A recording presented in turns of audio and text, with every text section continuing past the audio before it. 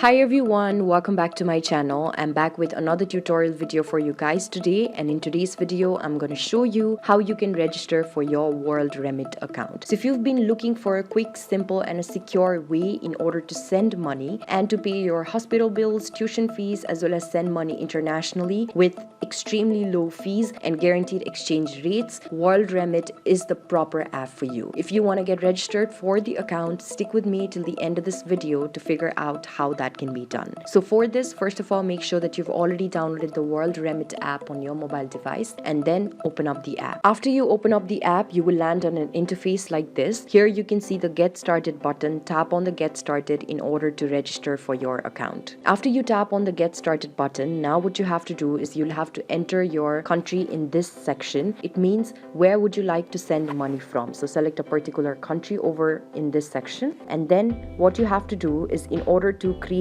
your account, you have to enter your email address in this section, and then also enter your password in this particular section. Enter a referral code if you have any, and then tick mark this particular area if you do not wish to receive marketing information about the product and the special offers. Then tap on the register button. After you tap on the register button, you'll be able to see that within a few seconds time you'll get signed up for your account. So this is basically how you can sign up and register for your WorldRemit account. It's quite a simple process, and I hope that with the help of this video you'll be able to register for your own account. If you do so, do let us know in the comment section below. Don't forget to give this video a big thumbs up, share, subscribe to our channel, and also hit that bell notification so that you get reminded each time that we come up with a new tutorial video.